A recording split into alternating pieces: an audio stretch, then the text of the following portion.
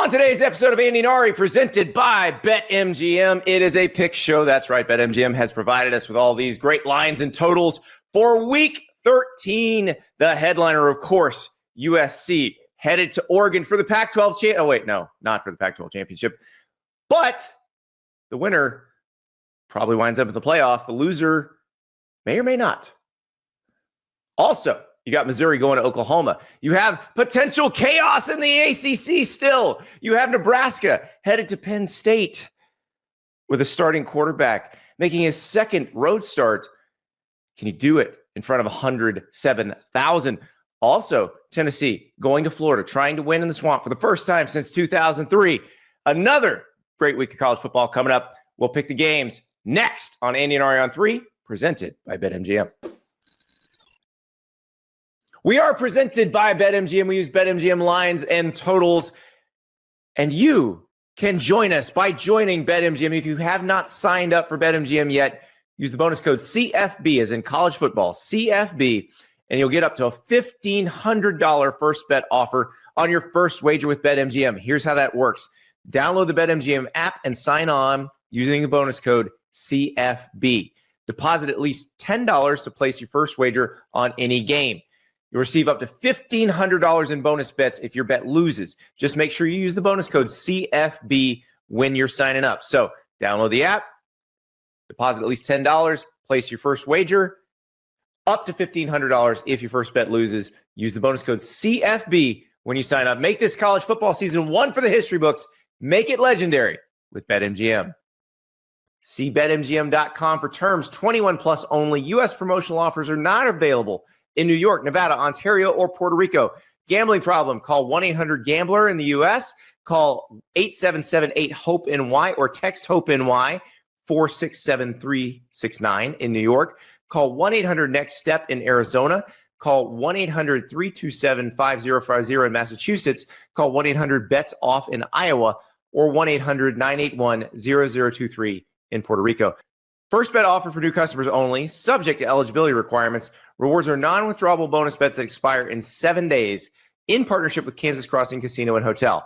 Don't forget, if you haven't signed up for BetMGM yet, use the bonus code CFB and get your $1,500 first bet offer today.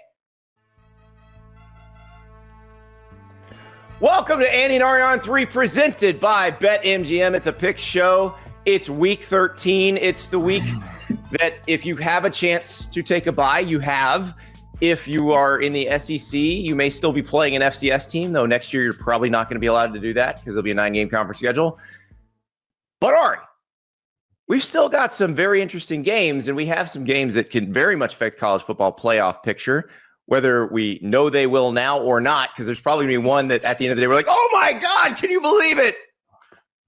That's the weekend, right?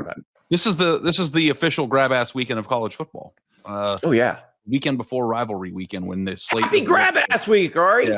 Yeah, that's what it is. Is it too late to relocate USC and Oregon to Allegiant Stadium in Vegas? Like, is it too late to do that, you think? Or is that logistically a nightmare? Probably too late. I think Oregon would appreciate the home field advantage here.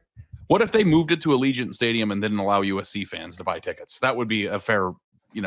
that's the Pac-12 championship game if I've ever seen it, and I'm really fired up about it. We got a mid-afternoon slate. It's going to be great. But like you said, I think on Saturday we're going to be live reacting to something that we can't predict at the moment. We're going to try to predict games today. I don't know if we'll be able to predict the upset that happens, but something is going to happen. Well, that's the thing. The big one that shakes the whole foundation, we're probably not picking because the spread's too high. Like, right. It would be like Rutgers beating Ohio State or something like that. But even Rutgers beating Ohio State's not going to change much. Yeah. The one that, and I think we're picking it, so it'll be interesting, but the one that looks like could shake things up there is that little noon window in Norman. Coming off an emotional win, playing a capable team. That Oklahoma better be locked in. I'm trying to look at the schedule here and see other ones that might shake up the... Well, remember, ACC chaos is in effect. So basically any game being played in the ACC probably affects all the other games in the ACC because there are 6 ACC teams that still have a chance to make the conference title game. The game that probably has the most tendrils, I guess, or the one that could kind of cleanly figure some stuff out is that Georgia Tech-Pittsburgh game. If Georgia Tech beats Pittsburgh, they're in. Yeah. And that's one spot taken care of. I believe one of only 2 or 3 games this weekend between 2 ranked teams. It's 3 games this weekend between 2 ranked teams. So, yeah. I was looking through it, and I was like, well, maybe Syracuse could do something. And I was like, oh, no, the spread's 35. They're not going to beat them. Although NIU was, what, a 35-point underdog? That's not going to happen. It's happened before, but I don't think Notre Dame's losing. Notre Dame's not going to lose to Syracuse. Not that that's a huge wager at this point, but holy shit, I hope that doesn't come back to haunt me, because that's like this type of thing that I would say that people would like. Clip it, River! The good news is the Devil's not here to take that bet, so I'm going to live no matter what. But yeah, I don't know. We'll see. Andy, I've got something I'm dealing with that's frustrating me before we get into games that I need your help with. So I returned the rental car on Saturday or Sunday morning after we left Georgia, and I sat on the plane and the car key was in my pocket. Oh, I've had that happen before. And I don't even know how I got through security with it in my pocket, but I did. Like it went through the metal detector. It was in my jacket. Security at Atlanta airport. It's a plastic key. I don't know.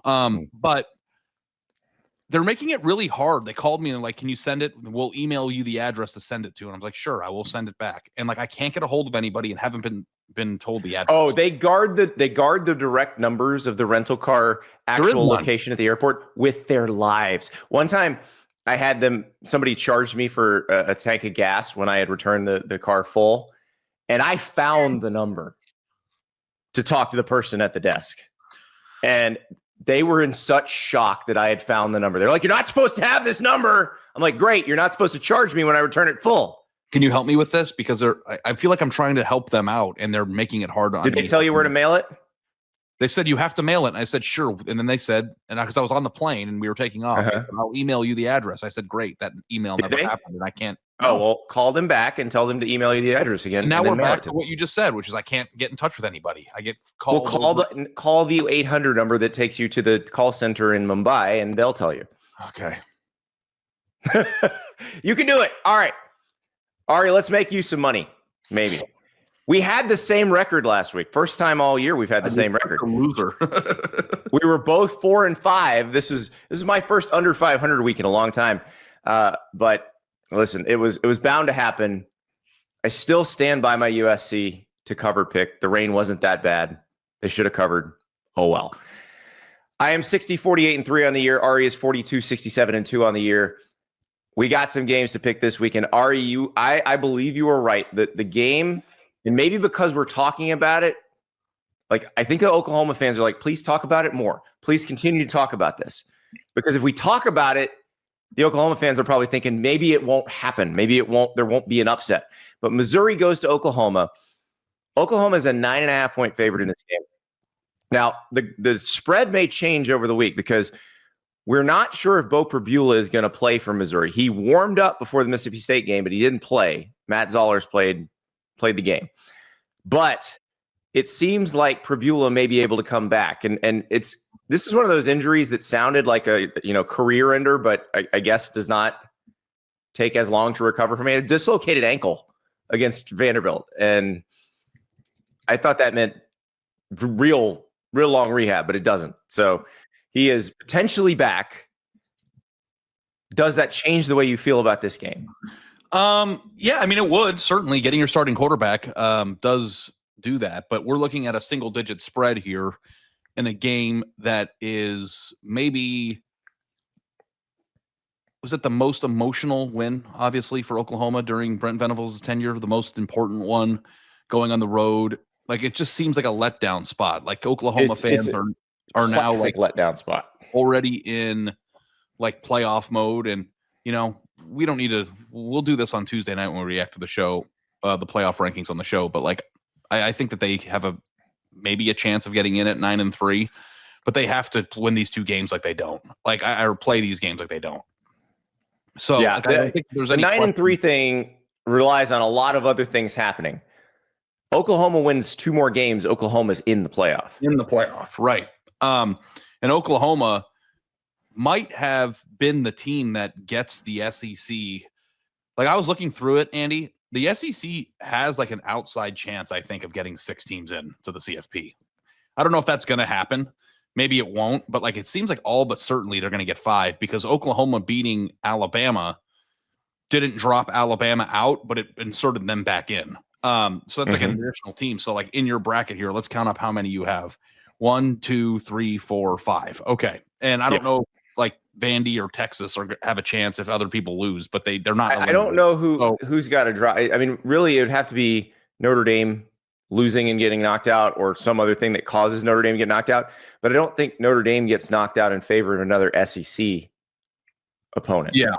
I think it would be Miami. But yeah, now if Miami were to somehow sneak into the ACC title game and win the ACC, they could take that spot I have Georgia Tech in, and then you have somebody could knock Notre Dame out. But or Oregon gets knocked out. But if Oregon gets knocked out, they're just replaced by USC. Yeah, unless Oregon loses to Washington. Right. I mean, I know this we're picking the game, but like I don't think it's a 0% chance they get 0. That they don't get 6. It's probably a 10% chance. I think it's out there. But yeah, taking care of business after you climbed the mountaintop. It's like kind of climbing up the mountain and then realizing that scaling it down can be as hard as traversing it. So, I don't know that. What did they say? Some movie I saw. Yeah, more people die on the way down from Everest than going on the way up down. Yeah. Yeah. Which I can understand that. I feel like it's slippery up there, I think. Andy, it's not about they die of slip and fall accidents. I think. Is it like oxygen deprivation? Yeah. John Krakauer, which is like one of the greatest authors of all time, wrote a book about Everest that I've been meaning to listen to or read. I love that your default is I've been meaning to listen to that book. I'm actually listening to one right now. That's pretty great. I am the douchebag though that tells people they read a book when they listen to it. By the way, it's fine. You assimilated all the information. I know, but yeah, it's still kind of a sleazy thing to say. The book on this game though is if Oklahoma's who they said they were when they beat Alabama last week. If Oklahoma is the playoff team that they declared themselves to be by beating Alabama, they will win this game and they will win the LSU game. If they are truly a playoff team that deserves a chance to compete for the national title, they'll just win these 2 games. Yeah.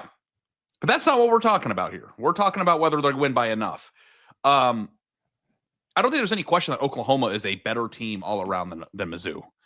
What we're going to be betting or what we're going to be picking is whether we think that Oklahoma is going to come out in like angry mode, or if Oklahoma is going to be depleted from emotion enough to play a grab-ass 4-quarter game that resembles like what we watched from Ole Miss and Florida the other night. Now, Oklahoma has a lot of players from last year's team.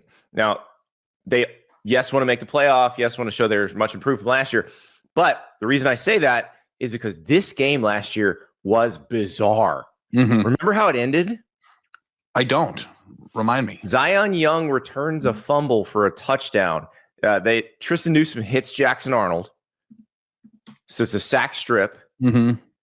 And Zion Young returns a fumble. This is a tie game. There's a 23-23 tie. And Zion Young returns a fumble 17 yards for a touchdown with 22 seconds remaining to win the game. I have no idea why I can't remember that. That's wild. Because there was a lot of other stuff going on during the game, or that window. And that game between those 2 teams that weren't in the playoff mix was not that important. But I just remember thinking how strange it was because it wasn't. It was back and forth, and like you thought Oklahoma was going to win it. And I'm looking at the win probability chart right now, and it was Oklahoma's win probability was 100% with like a minute left, and it dropped to 100% to Missouri. Straight line. How stupid that number is. If you're in a 1-possession game, your winning percentage should never be 100. Well, no, here's the thing. Remember, Missouri scored to make it 23-23 with a minute 3 remaining. So Oklahoma was up 23-16 on a Billy Bowman fumble return that happened with 2 minutes to go. So this game, starting the 4th quarter, this game was 10-9, and it ended 30-23.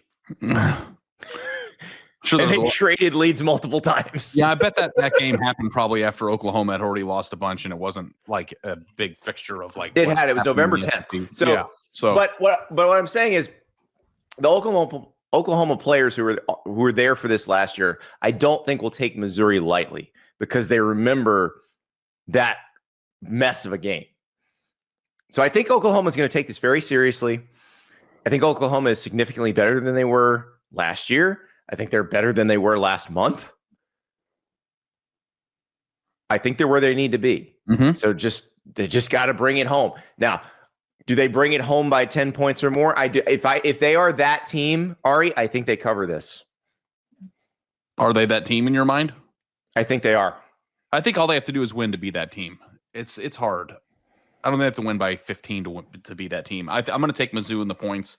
But I think Oklahoma will win the game. I just think it might. I think Oklahoma's going to cover. I think Mateer is now in a spot where he is healthier. He looked dynamic against Alabama. That was what we saw from him at the beginning of the season.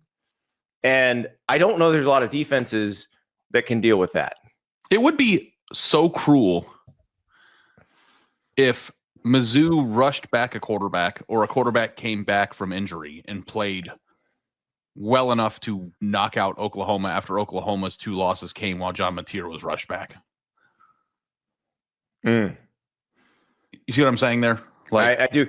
Yeah. By the way, well, can I want to think about that because we talked about the possibility of Oklahoma. If they did drop one of these, could they possibly make it at 9-3? Can you make the John Mateer wasn't healthy argument? And that's why. Okay. You played the hardest schedule in the country. That's a lot of their 9-3 argument, right? Yeah, and who they beat. It's a pretty compelling argument. I don't know which one's more compelling. What about here's Texas's? If they beat A&M, they've got a top 5 win. And they beat Oklahoma. And they beat Oklahoma, a team that is now in the playoff field. And their third loss would be a 7-point defeat at Ohio State in week 1. Yeah. No, they'll have a good case. Pretty interesting case for a team that had eliminated graphics on Saturday night. You're not going to let that go. It's not just about Texas. I just think that people don't know what eliminated means. It's just saying it. It's what Big Cat told us. All you have to do is say it. It doesn't matter. It hurts me. You can then be wrong and be like, "Oh, I was wrong." Yeah, they might be. Well, one of us is going to be wrong about this game because Ari has Mizzou to cover. I have Oklahoma to cover. This will be probably the one everybody's watching in that noon window on Saturday, and it can very much affect the playoff race. And I think if you are a team on the outside looking in, you are like, please, please, please, Missouri, make this happen. And then you'll be the same. If Missouri loses, you're going to be the same way with LSU against Oklahoma next week. So there's a lot of galaxy brain for what Oklahoma did when it comes to Miami too. I don't think we're picking a Miami game today, but we are definitely picking a Miami game next. Right. You want to use that as a segue, Andy, or do you want to go just into the game? Let's just go into the game. Let's go into the game. Okay. Miami is playing Virginia Tech in Blacksburg. Zombie Hokies hosting the Hurricanes. Miami is a 16.5-point favorite on the road. Miami coming off a 41-7 win against NC State. And they looked like the team they were supposed to be all year. It's like the SMU and Louisville losses never happened, except, unfortunately for Miami, they did happen. And now they have a very narrow path to the ACC championship game, though they don't have a narrow path at 10-2. If they want to be 10-2, just beat Virginia Tech and Pittsburgh. And then maybe, just maybe, you sneak into the playoff that way. But it'd be a lot easier for them if they could get into the playoff by winning the ACC championship. So how do they do that, Ari? Well, they got to win this game, and they've got to beat Pittsburgh. And then some other things have to happen. And it's a lot of stuff. So they need Pittsburgh to beat Georgia Tech. They need Virginia Tech to beat Virginia, I believe. There's a whole lot going on. They need Duke to lose one more. They need Virginia to beat Georgia Tech. And they need Pittsburgh to beat Georgia Tech. Yeah, this weekend. That has to happen. If Pitt wins, they're out, I think. So, if Georgia Tech wins, they're out. I think that there are other ways to get in for them. And I feel like I am alone on right, here it is. Here we go. I've got the whole thing because I just redid the ACC chaos scenario story. They have to beat Virginia Tech and Pitt. They need SMU to lose, and preferably twice. Because if they lose once, then they need a certain tiebreaker concoction to win. But if SMU loses twice, it becomes much easier. If SMU loses both games, Miami could get in with a Georgia Tech loss to Pittsburgh and a Duke loss to either North Carolina or Wake Forest.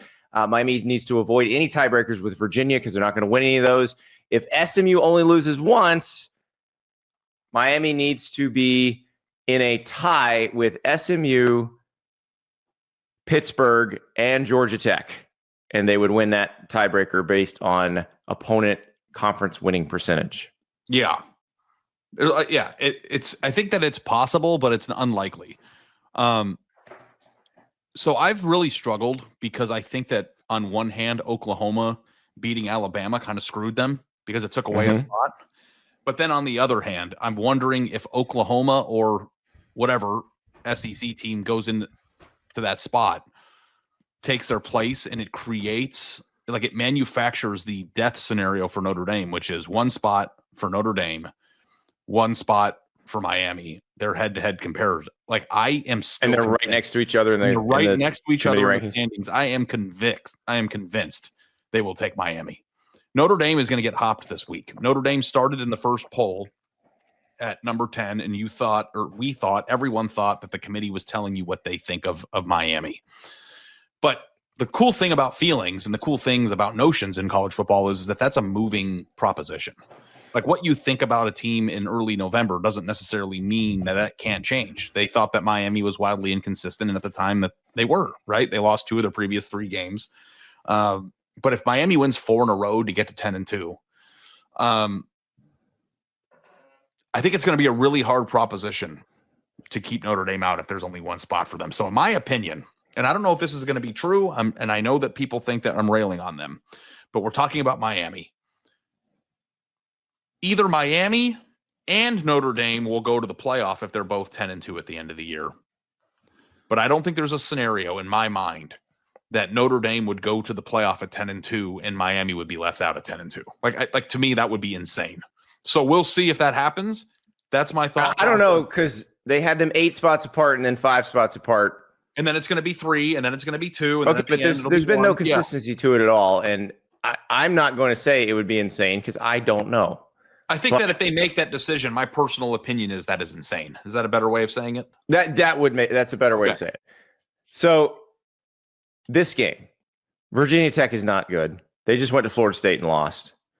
Miami should mop the floor with them. Mm-hmm. If they are the Miami that has a chance to make the playoff, they will cover this spread. No problem. It will be easy. If they are the Miami that the committee put 8 spots away from Notre Dame in that first ranking, then this will be a game, and we'll be sweating it at the end. And Virginia Tech will cover. I don't know if Virginia Tech will win, but we'll be saying, "Oh, well, maybe Miami doesn't belong in the playoff." So that's really what we're talking about here. Are they gonna be the team they were last week, which looked like a playoff team, or are they going to be the team that lost inexplicably to Louisville on a Friday night and then lost to SMU?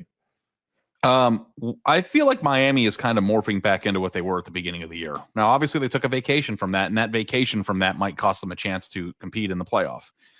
But if you look at their last few games, now, obviously, you have to go back and be honest about the way that the first half of the Syracuse game went. They won 38-10, but I'm wondering if they're at halftime, it wasn't a very wide margin. It was kind of a really slow start. It was 14-0, but it was 0-0 at the end of the first quarter and into the second. If the last 6 quarters are an indication that the switch is flipping again. I love Miami here. I'm laying the points without even thinking about it.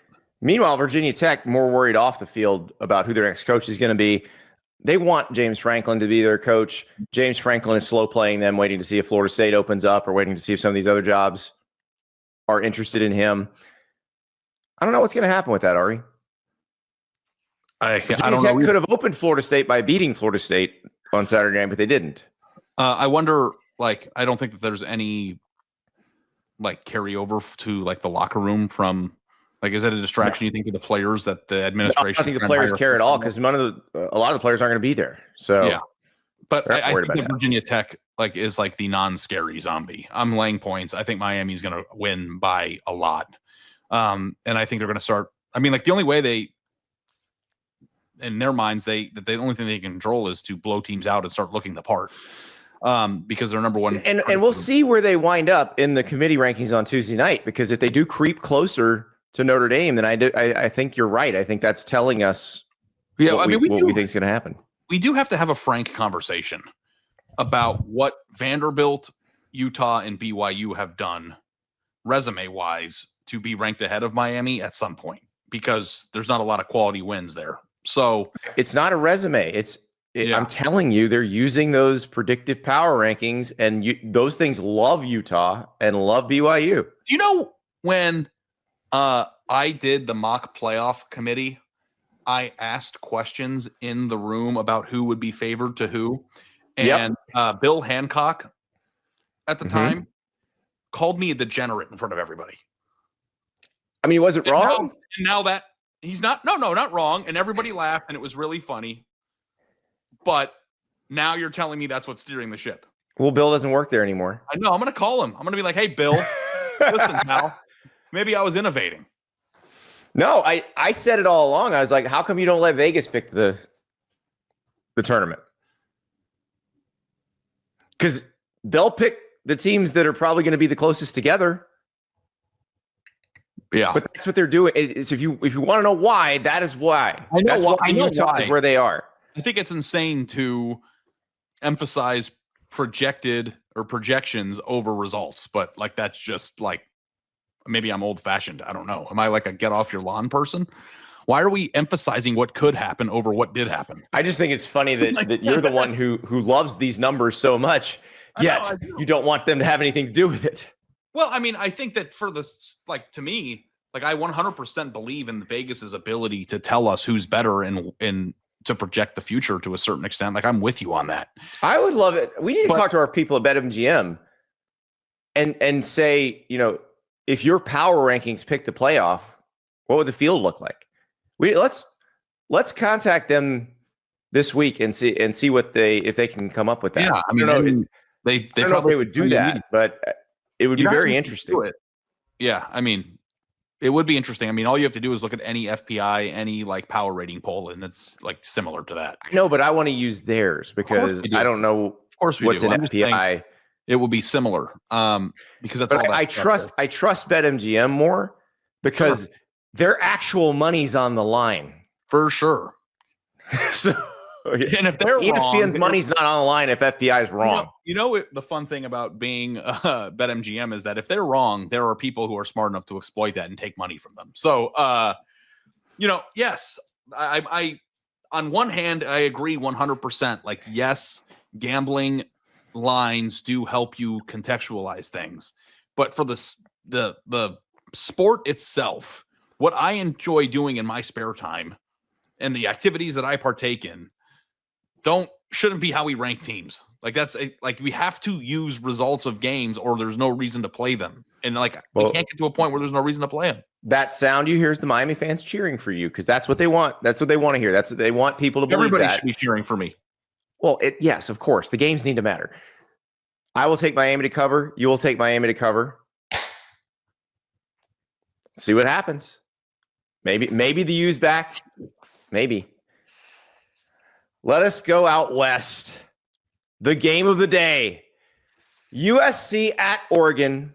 Oregon is a 9.5-point favorite in this game. Now, I realize they're at home, but Ari, were you a little bit surprised by the size of that spread? Yes, very much so. Okay, me too. I'm glad I'm not crazy. A little inside baseball. We were looking at the spreads when we were doing videos at 3:30 in the morning up in Georgia. And this one came up. I'm like, that might be wrong. I don't want to use that yet. And it wasn't wrong. You found the right one. It's 9.5. Wow. I think that might give some thought maybe, or a little hint into what we're going to do here. It looks like we're going to be on the same side. This is the game of the week. And honestly, I think it would have been even if there were some big time SEC games. know we get accused all the time of being an SEC-centric show, and I think part of the reason why it feels that way at times to people, Andy, is because the SEC They play more interesting games most of the time.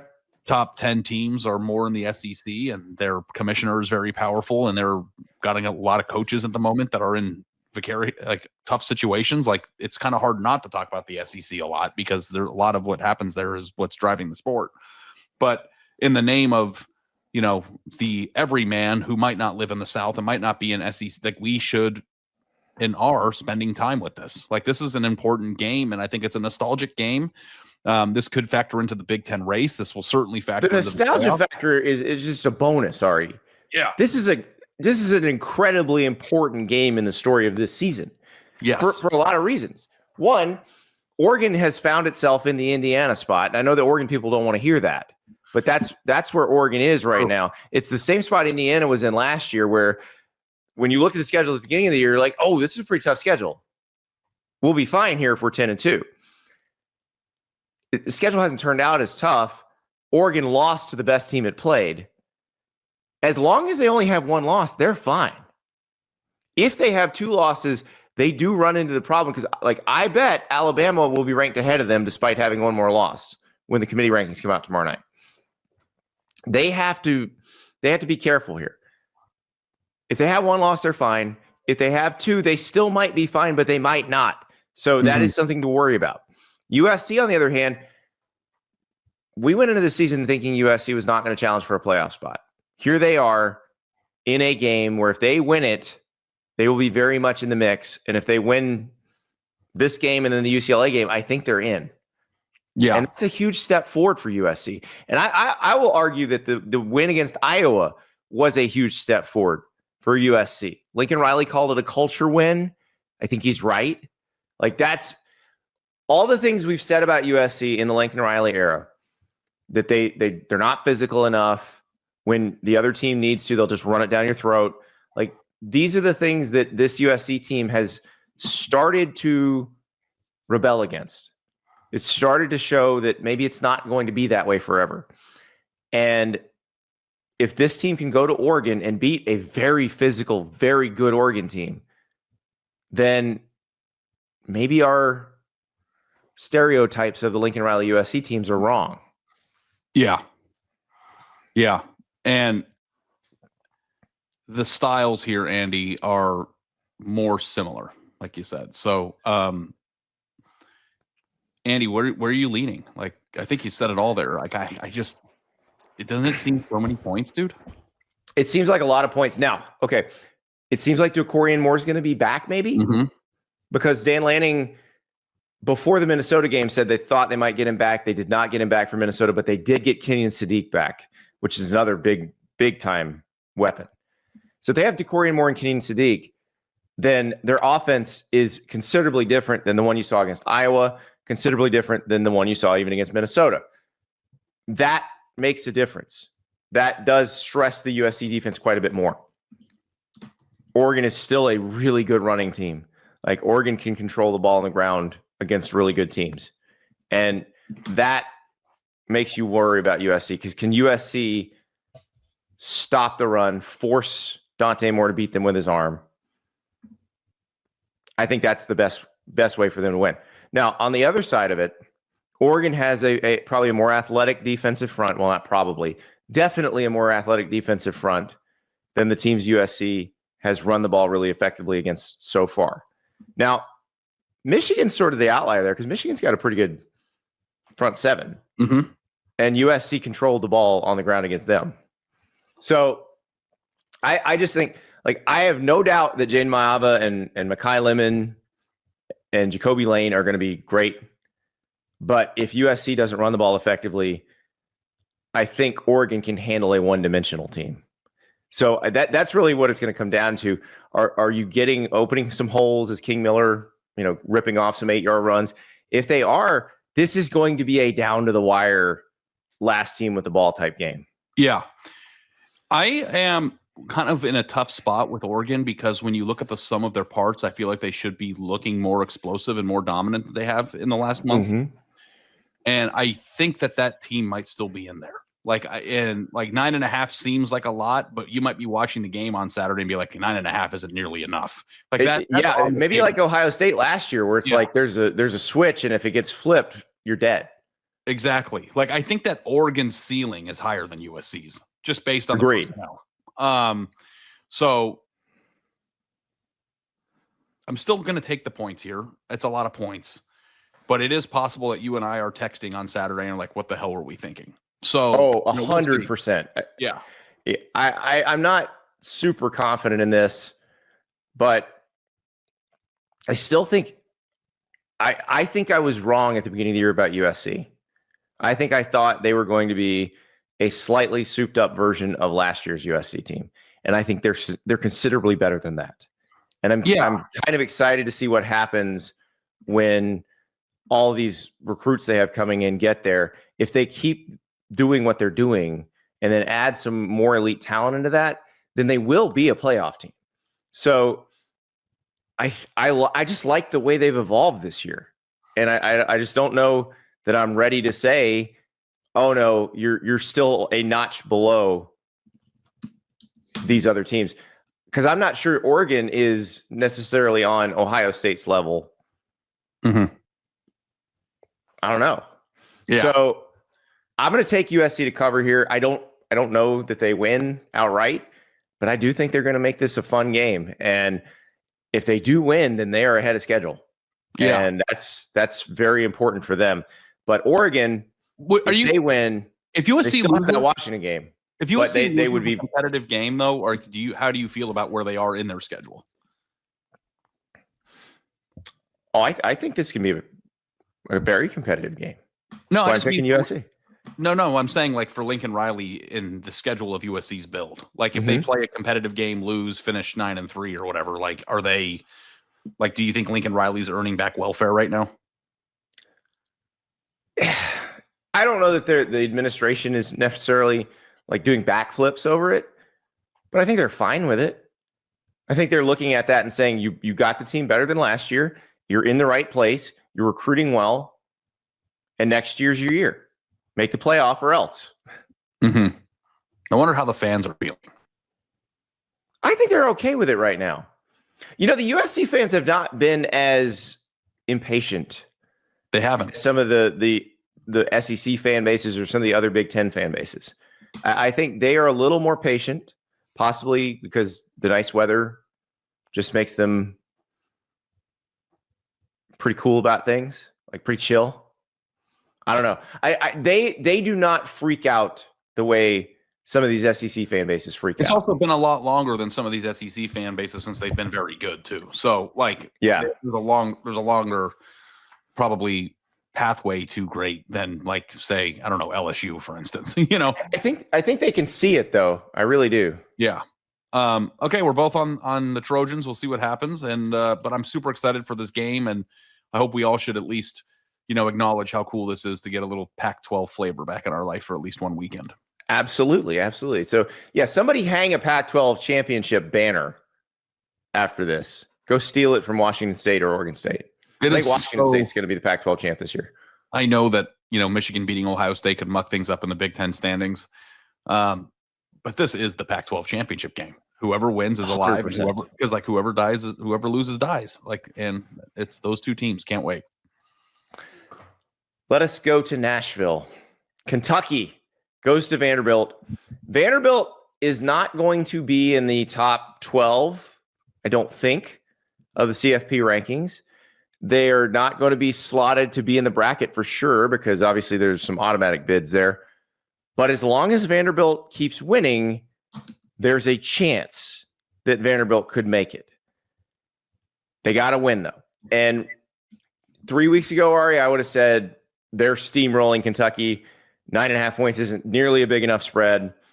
But Kentucky's played really well the past few weeks. This is as good as we've seen Kentucky look. The Florida game, they look great. They beat Tennessee Tech, and you're like, they beat an FCS team. They beat an undefeated FCS team and didn't even break a sweat. Yeah. Mark Stoops is, bringing people around. The only way Vanderbilt gets into the CFP is if everybody loses around them. Like everybody has to lose, I think. But they should still be motivated to put themselves in a position to do so. Now, is Kentucky a revived team? Like, are they going to be smart? Like the Tennessee Tech? Well, and that's the question. Yeah. And what's your thought on it? Like, is it? I think we should get our friends over from KSR back on at some point, because I'm wondering, like, is this like the worst case scenario for Kentucky if you wanted to make a change? I don't know, because if you could get him playing well, and if you feel like Carter Boley's the quarterback of the future, then you might come into next year with some optimism. So I don't know if that necessarily kills my vibe, but they have to keep winning. Like, they need to win this game and beat Louisville. Yeah. And 3 in a row, Auburn, Florida, Tennessee Tech. If they win their next 2 against ranked opponents, man, we're back, baby. Stoops is back. Best job in America. That's exactly right. Exactly. And they don't want to spend $37 million, a lump sum due within 60 days. They don't want to do that. Yeah. That said, who would ever thought that optimism was on the table with the way this year started? Like, optimism is on the table. Yeah. And you ready for me to put a pin in that? Sure. There's Diego Pavia. There's a picture of him right there. Mm-hmm. You see him pointing. You know what he's pointing at? The end of optimism. Could it just be that Florida stunk? Yeah. That's as bad as Florida's played all year. Auburn, of course, was terrible. That's why they fired Hugh Freeze the next day. Tennessee Tech was an FCS team. Could it just be that they weren't playing anybody good enough to beat them? And now they are playing someone that is very much good enough to beat them. Yeah. Yeah, it could be that for sure. It could be that for sure. Now let's do Vanderbilt's last 3 games, will we? Vanderbilt's last 3 games are a 17-10 win. Sorry, let's do last 4. 3-1 in the last 4. Last 5. Lost. Oh my God, here we go. 14 to Alabama. Mm-hmm. Win 31-24 against what we now know is not a very good LSU team. And that was the win at the moment that kind of legitimized their entire 17-10 win over Louisville. 34-31. They don't play Louisville. I mean, sorry, Missouri. I don't know why I said that. 34-31 at Texas, loss, and then a 45-38 overtime win against Auburn. Kentucky is trending up. Vanderbilt is not trending up. Give me the points and give me motivated Mark Stoops, baby. I'll take the points.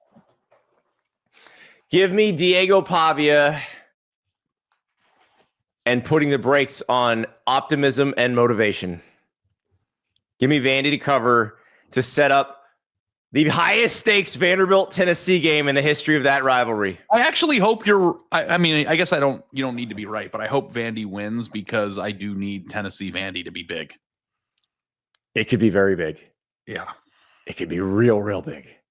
But they got to get past Kentucky first, and Kentucky. Look, you get almost 10 points. So almost 10 points and motivation to the which you've never seen before in your entire life. Motivation and optimism. Don't forget optimism. It's a pretty spicy cocktail.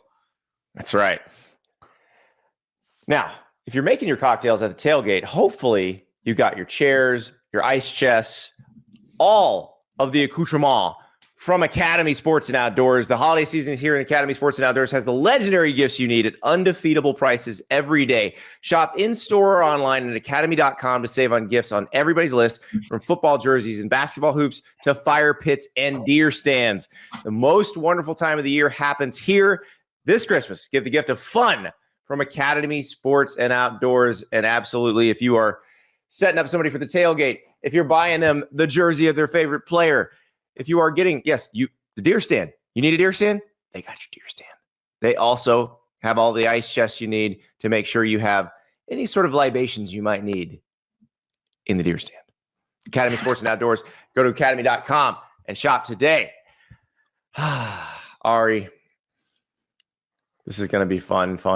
Oh, producer River says he would pay to see Ari in a deer stand. I don't know that you have the patience for that. I don't want to mess up the ad. I don't even know what that is. So it's where you sit, where you're camouflaged so that the deer can't see you.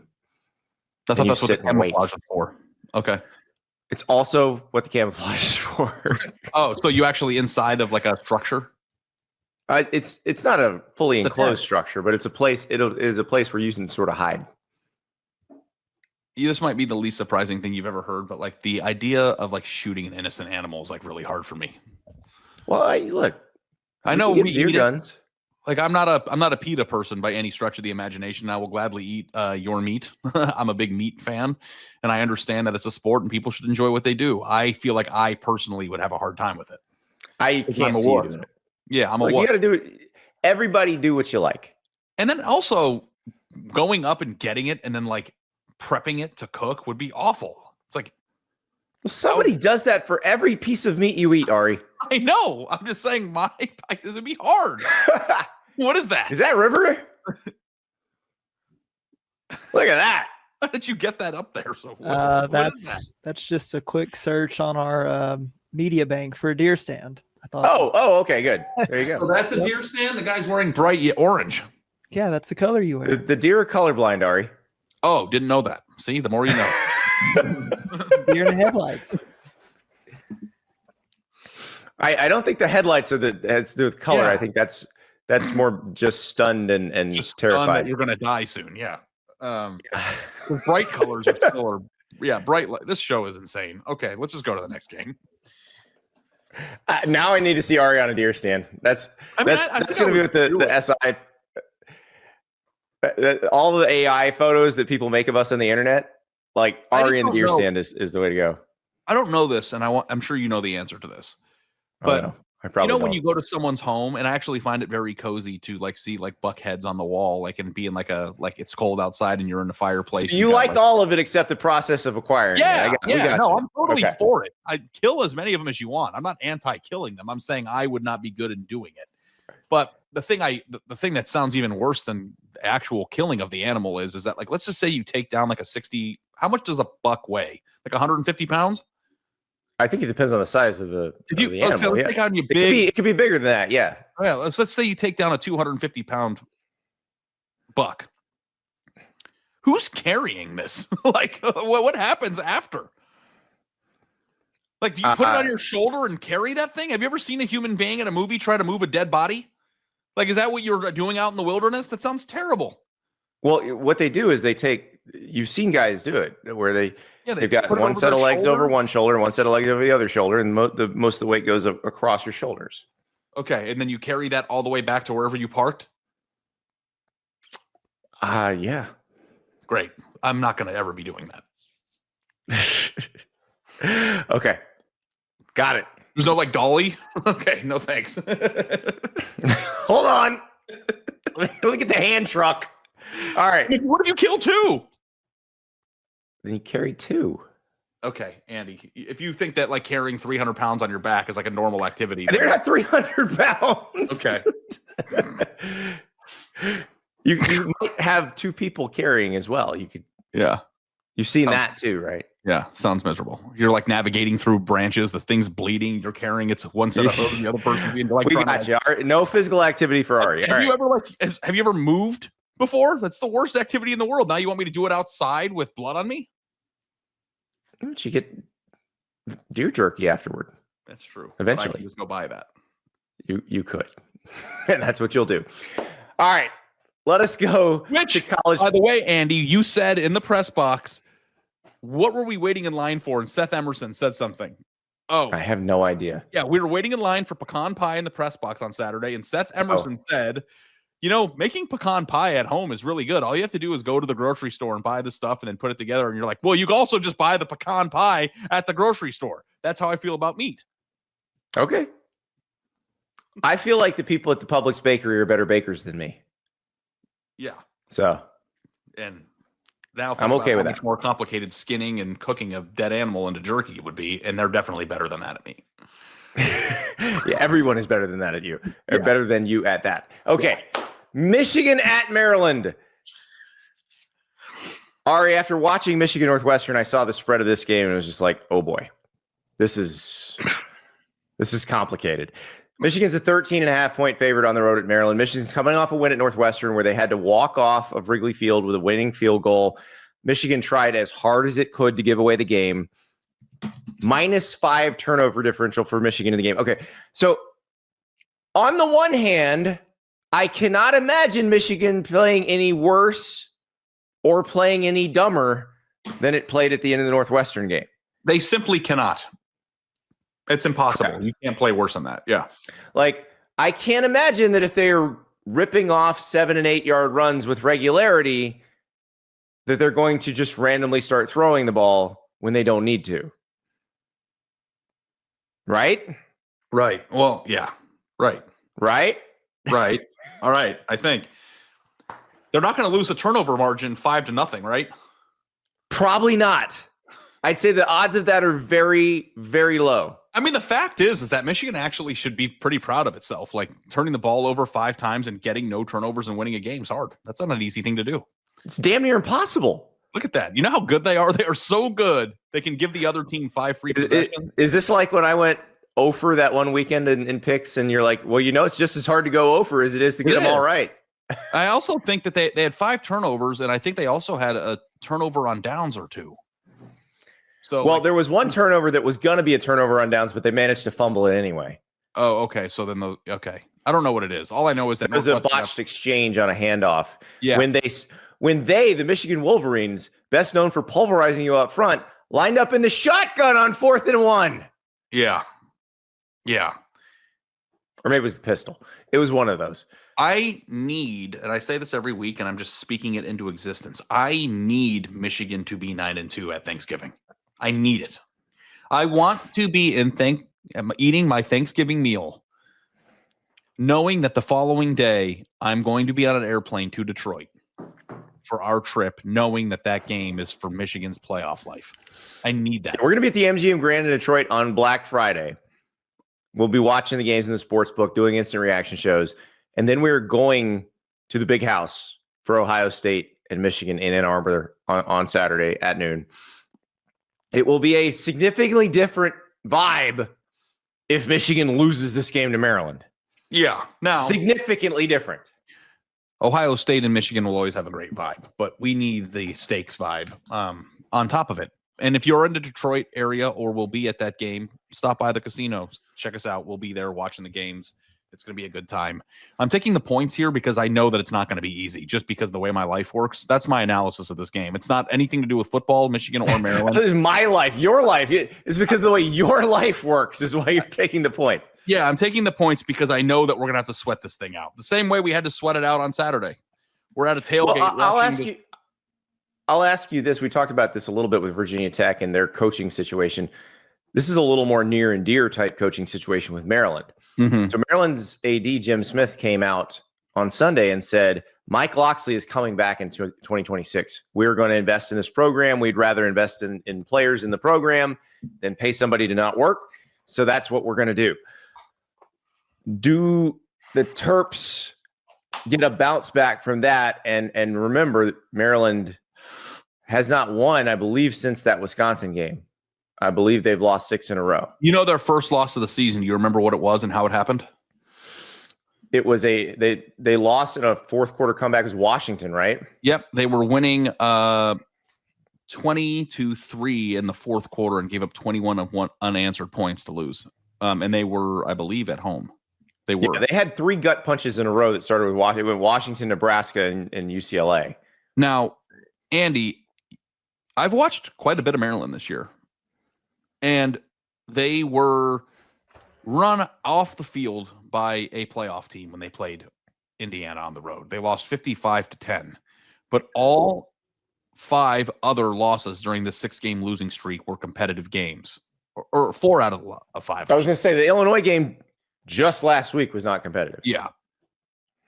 They're not like a complete dog shit team is what I'm saying. Like Maryland can be good, and Maryland can challenge Michigan in this game. Listen, after what we saw against Northwestern, I would think that's the more likely outcome is Maryland challenges them up, especially with players who like Mike Locksley, knowing that he's safe. And if they were worried about, there's a coaching change, what am I going to do? Am I going to have to leave? Am I going to have to go somewhere else? They don't have to worry about that now. Yeah. I think that the retention of a coach could have more of a positive output in the mental gymnastics part of the game than losing it, obviously. So, and Michigan is this like the quietest 8-2 possible? They played 2 teams this year with 3 games that people were excited about: Oklahoma, Nebraska at the time, and USC. They lost 2 of the 3, and they won 1 by 3. Their best win is probably the win against Washington at home, where they pretty much dominated both. That was the both best directions. they've looked all year, I think. Yeah. But they haven't beaten anybody by more than in the last 3 games. Michigan State, Purdue, or Northwestern by more than the spread. They've been very inconsistent. Now, I think, look, the playoff discussion with Michigan's a little bit more cut and dry than anything else, because you may be saying, well, they haven't beaten anybody, blah, blah. The only way they get into the playoff is beat Ohio State. Yeah. So Michigan today take care of that. Team. Michigan today is not a playoff team. Andy and I aren't saying that. No one is saying that. What we are saying is that they are one of the few teams remaining that can make them a playoff team by actually earning it. Yeah. If they beat Ohio State, then it doesn't matter what anybody says about who they are. That's what carries the banner for them. Yeah. So you are going to take the Terps plus 13.5. It won't be easy for us. It just won't. I'm going to take Michigan. I'm going to take Michigan to cover, because I don't think they can be worse than they were last week. I think they're going to be better. I think they're going to bounce back. And I think they're going to win this game somewhat handily. Game's on the road. Yep. It's what Scott Van Pelt calls that the snake pit. I'm not saying that loud. He says that with tongue planted firmly in cheek. I've been to the snake pit a few times. I have too. And actually, one of the wildest games I've ever covered was in that stadium. 2018 Ohio State. I was at that game. 2018 Ohio State 52-51 loss in overtime, November 17th of 2018. Dwayne Haskins threw for 405 yards, and they blew the game. Maryland should have won the game. Yeah, Maryland should have won that game than Ohio State that day. Yep. I think Michigan can do it. I think they were. What we saw against Northwestern is as bad as it gets offensively. I think the defense did what it was supposed to do. And if the defense continues to do that, you're going to see a little more competent version of the offense. They're going to be fine. The 7-year anniversary of that game today, as we're recording this. There you go. Time flies when you're having fun. All right. Now we move into some ACC chaos. Pittsburgh at Georgia Tech. Georgia Tech is a 2.5-point favorite at home. If Georgia Tech wins, they are in the ACC championship game. It is one of the easiest. Well, it's the easiest of the ACC teams playing this week, because Virginia's not playing this week. This is the easiest ACC title game scenario. If Georgia Tech wins, they're in. They're a 2.5-point favorite. This is hard. Our last time watching both of these teams was not a flattering experience for either of them. No.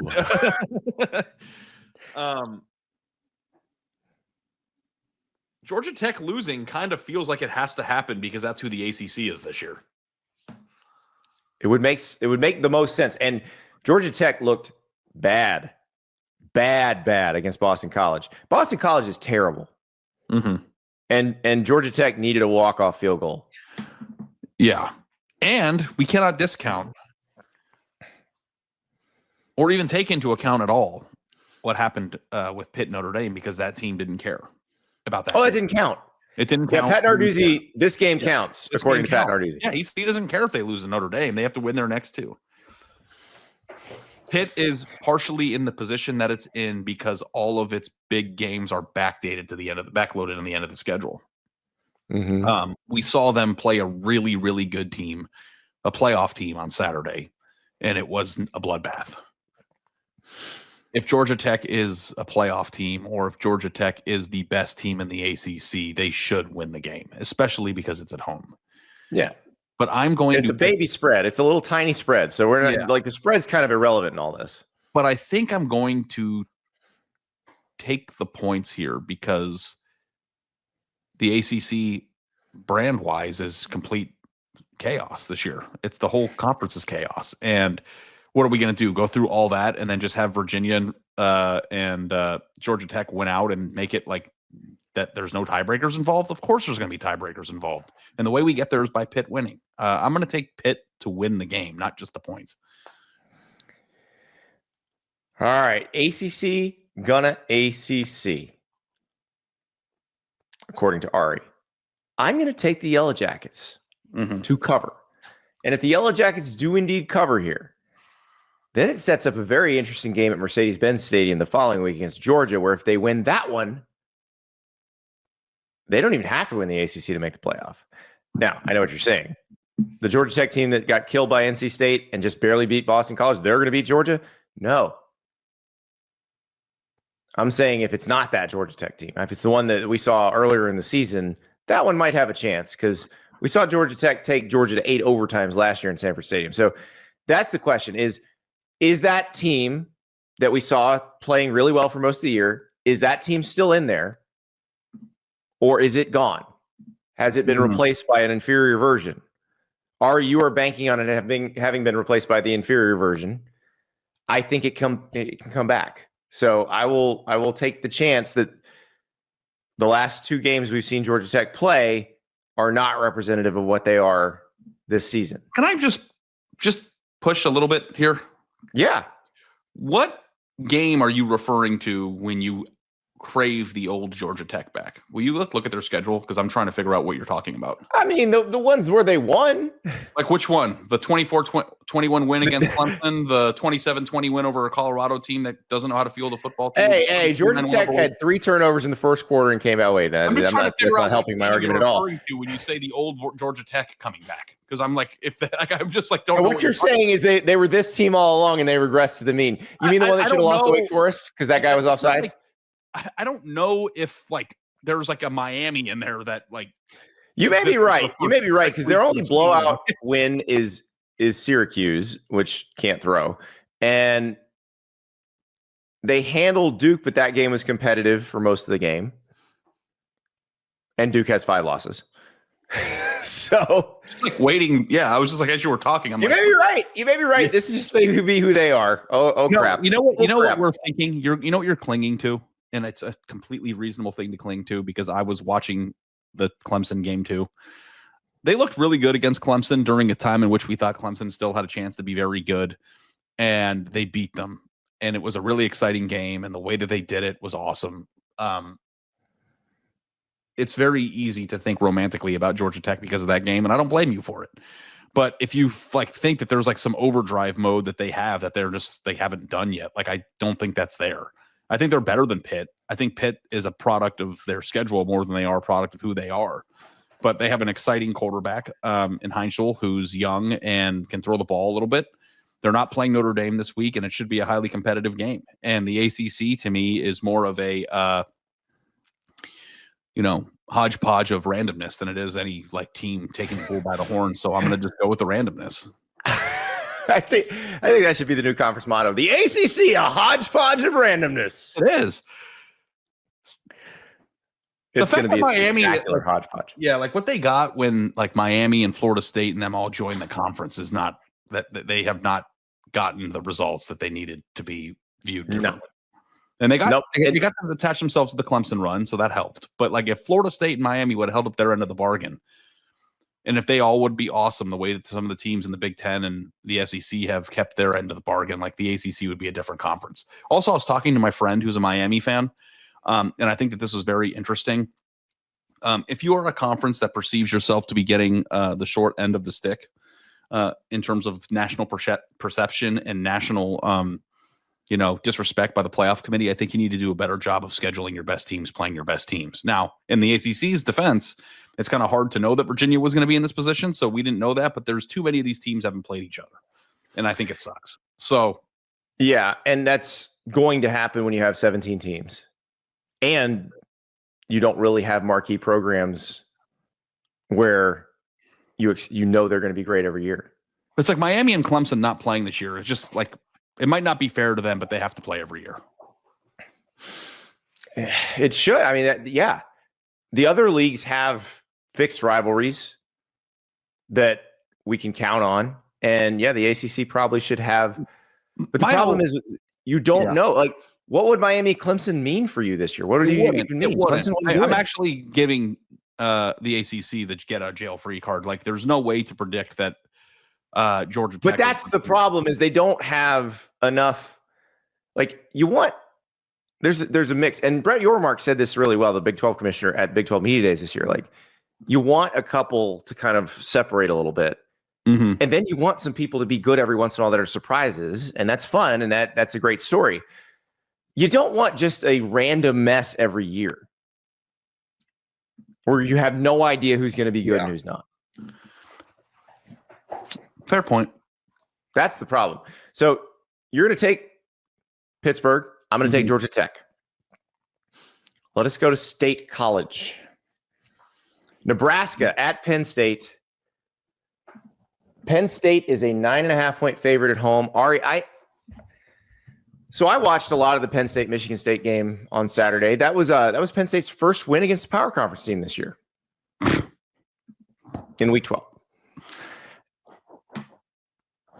It was a fairly dominant win against a bad team that is 0-7 in Big Ten play. Nothing I saw suggests to me that this spread needs to be close to double digits. No. This feels like a pick 'em to me. I'm with you. I think that this is wild. Now, I understand why it isn't a pick 'em. I understand.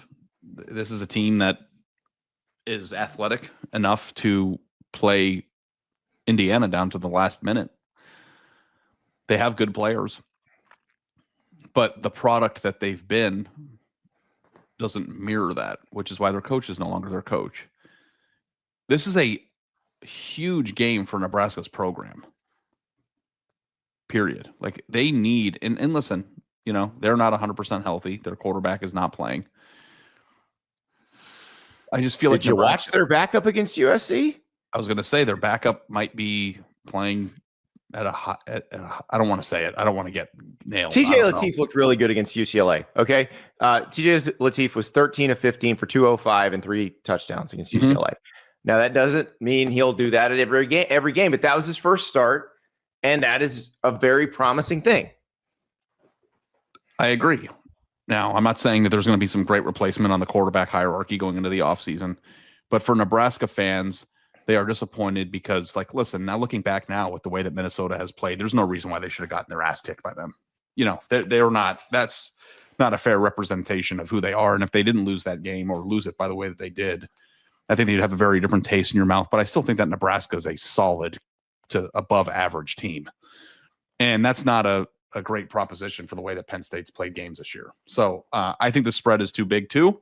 I'm going to take Nebraska, and I think that's a chance for them to have a pretty big program win, even if Penn State covers, that's a really shitty ending for their year for Nebraska. Oh yeah. No, if they just go, well, they still got to play Iowa. So no, I know, but I'm just saying, the way that this trended back at the end of the year would just be bad for them, I think. Well, they have a built-in excuse now. They can say they lost their quarterback, and maybe that's why. I guess. I don't know if they want to spend another offseason with another built-in excuse, but it felt like for a while there they were going to get over the hump, and you would like to see them still get over it, even without Raiola, if they can. Yeah. And look, they can still be an improved team this year. And I think they're going to win one of the next two. I don't know if they're going to win them both. But the TJ Lateef thing was really interesting. I was watching that UCLA game, and it's just like, wow, this guy's dealing. Because at first you're like, okay, is he this efficient because they're just running the ball down UCLA's throat?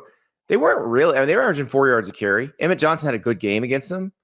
But it wasn't like Nebraska was absolutely dominant in the run game. So UCLA was not playing them in a way that made it really easy for him to throw. Yeah. He may be good. That's the thing. He may be very good. What if Nebraska wins out? What if Nebraska wins out and he's just dominant the next 2 weeks? That's a bunch of off-season shows that we'll get to do. Mm-hmm. But that's not a conversation you need to worry about today. That's a conversation you can have. I'm worrying about it a little bit because I'm taking the points here. Well, let's marinate on that for a second. We're talking about Nebraska. When we're talking Nebraska, we also are talking Omaha Steaks, Ari. Mm-hmm. Big sale at Omaha Steaks. The Sizzle All the Way sale. 50% off site-wide during the Sizzle All the Way sale. You can get fillets. You can get the ground tenderloin, those ground tenderloin burgers. Oh my God. I made them at home. They're unbelievable. That was producer Rivers' griddle right there. I don't know if he's still got the photos of the ones I made, but you name it, they got it. Any cut, you make your own box. They've got a great selection of boxes that you can decide. I'll take one of these. I'll take 4 of these, 4 of these, 4 of these. Go to omahasteaks.com, the Sizzle All the Way sale. Also, an extra $35 off with the promo code Andy and Ari. That's ANDYANDARI. So Andy and Ari at checkout.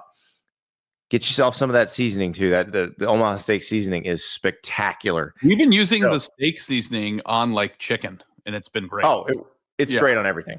Great on everything. So go to omahasteaks.com. Enjoy the Sizzle All the Way sale, 50% off site wide. Add the code Andy and Ari at checkout for $35 off with Omaha Steaks. All right, back to Nebraska. This could be, and I know we said this.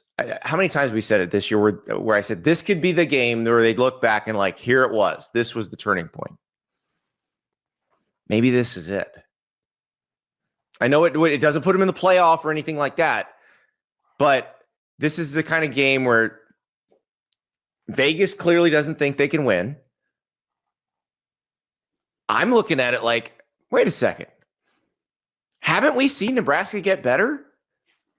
We have, I think, yeah. Aren't they better than this? I think they are. I do too. This is the type of spread that I would have expected if Nebraska was who they were and Penn State was who we thought they were going to be. Yes, exactly. If Penn State had the season we'd expected, this would be the spread I would expect for this game at this time. And it's not necessarily me thinking that Penn State stinks or anything like that. I don't think they stink. I just think Nebraska's gotten better, and the situation Penn State's in, they're not playing for a playoff berth. It's not going to be as intense, even though like Penn State's fans are very loyal. They're going to show up. They're going to be loud, but it's not going to be as intense as, say, the Oregon game was. Yeah. I think Nebraska can pull this off. Nebraska's running back, Emmett Johnson, is the 4th ranked player in rushing yards per 113 yards per game. He's averaging more than 5.5 yards a carry. He's a really good player. Mm-hmm. Yep.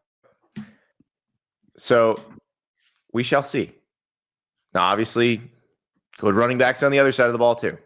Yes. But Ari and I are both going to take Nebraska plus 9.5 points. If you're going to give me that many points, I'm going to take them.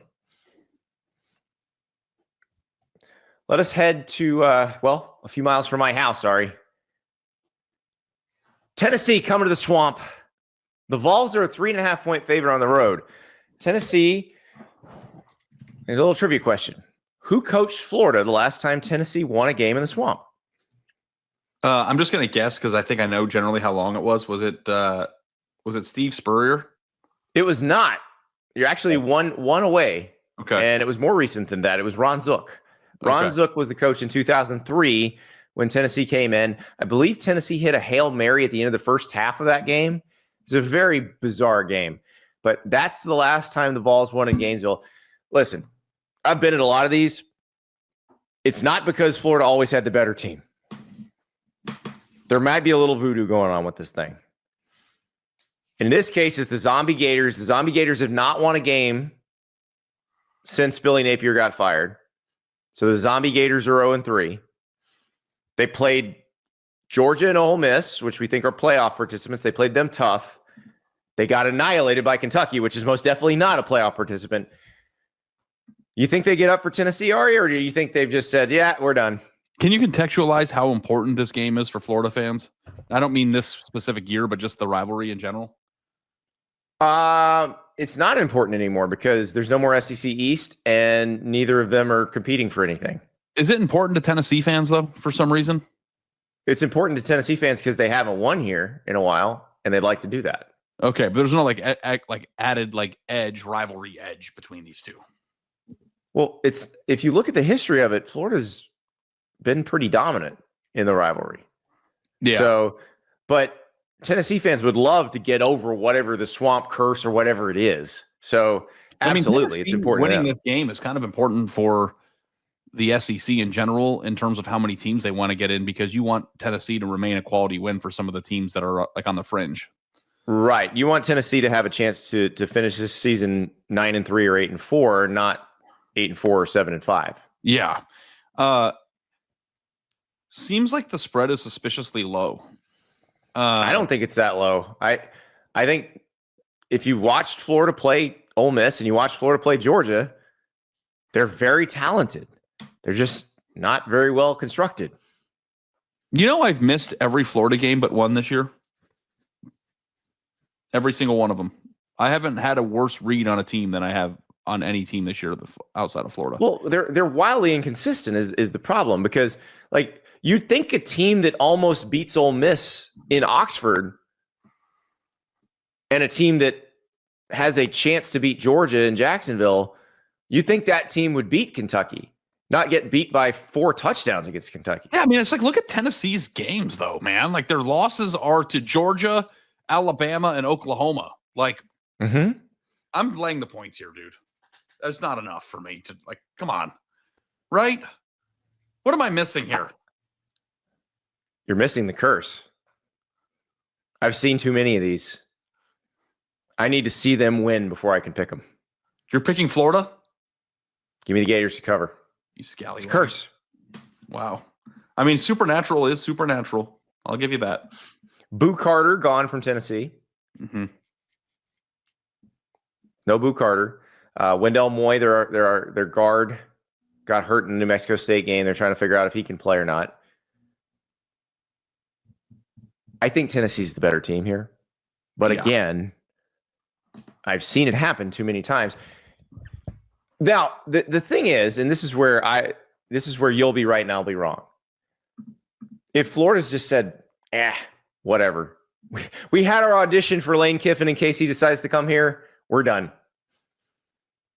Because they looked done against Kentucky. Like, whatever that was in Lexington, trying to figure out like they were done. Trying to figure out what Florida team shows up is an exhausting experience. It is. It's pretty much why they're looking for a new coach. Yeah. It's a damn shame what happened there. But yeah, because the thing is, like, this particular group of players, even without Dallas Wilson and Eugene Wilson, they're good enough to beat some of these teams. And that's why the spread's as low as it is. That's really and the curse, of course. Yep. All right, Ari will take Tennessee. I will take Florida. One more. BYU heads to Nippert Stadium to play Cincinnati. Boy, this game looked a lot better a couple weeks ago. Cincinnati is not in great shape after losing to Arizona at home. This is where it could have been for a spot in the Big 12 championship game. But now Cincinnati does not have the tiebreaker to Utah. So if BYU wins, they're probably in. If Cincinnati wins, then it opens the door for Utah. But BYU would still have to lose another game because BYU beat Utah head-to-head. Very, again, I got the coin here. The Big 12 coin. Yep. Suspiciously low spread? Nah, I don't think it's suspiciously low. I think it's a Big 12 game. Texas Tech's messed up the way we think about the Big 12. Yeah, it's a Big 12 game. BYU is overranked in the College Football Playoff Committee's rankings. I'm just going to say it. They are. I think that's fair. But I feel like them being good, or at least making it to the Big 12 championship game in Dallas, is the league's only hope, if it has any, of getting 2 into the playoff. I don't know they are kind of in a weird position in the rankings. No, here's how you get to. Well, BYU beating Texas Tech would probably do it, but might not Texas Tech out. What if Utah got in there and beat Texas Tech? That's possible. I think if Texas Tech loses in the Big 12 championship game, my gut instinct would be that they would just be out of the thing. That's the issue. I think it comes down to Texas Tech is not protected because that lost to Arizona State. The only way that I think this could happen is if BYU beats Texas Tech in a rematch and Texas Tech is bolstered by blowing out Utah, who could be in the top 13 at that point. Because at least that would be a semi-quality win on their resume. They need that. They can't lose to them. Mm-hmm. That said, I'm going to take Cincinnati here because I think BYU is overranked. I don't think they're as good as people think they are. I think they're solid. I have a ton of respect for Kalani Sitake and his ability to win games. Maybe that's counterintuitive to the pick I'm making, but if we know anything about college football is you're not who you are every week. And I know Arizona just got done beating Cincinnati, but the game is in Cincinnati. Brennan Sorsby is a good player. I just think this is a spot where things get weird. And on Saturday, it's going to get weird. I think Cincinnati's going to win. Yeah, now you've got me rethinking things because I was all over BYU on this one. And now the get weird part of it. And I don't think I've picked enough weirdness today. And this is a week, it's the week of grab ass. It's the National Week of Grab Ass, and I don't think I've picked enough grab ass, but I still don't know if it happens here. Go with your gut, man. I don't know what I'm talking about. I've seen your record. Yeah. I will take BYU to cover here. I was very impressed with the way BYU bounced back from the Texas Tech loss against TCU. They were humming. Mm-hmm. And that's the team, I guess, the committee sees when they're ranking them. I'm kind of with you. I don't know that I see that team every week, and I don't know that I would have them as high as they do. Mm-hmm. But I think that's the team they see. And if that team shows up at Nippert Stadium, BYU is going to win. Yeah. So give me BYU to cover and punch a ticket to Jerry World for the rematch against the Red Raiders. Ari, this has been a fun one. We got to talk a lot of coaching carousel on Tuesday because it's about to get wild and weird. We talked a little bit today. We mentioned the James Franklin thing. We talked about all the Lane Kiffin stuff with them playing Florida last week. But there's a lot of job openings that are going to get filled here in the next week and a half. And I have no idea who Penn State's coach is going to be. I have no idea who LSU's coach is going to be. This is going to be wild times. Apex of the season. Really looking forward to this weekend. I know that it's not sexy, but the non-sexy Saturdays become the sexy Saturdays. It was a fun show today, and I can't wait to argue with you tomorrow about the playoff stuff in the evening and continue to our show. Yep. That's right. We will talk to you on Tuesday.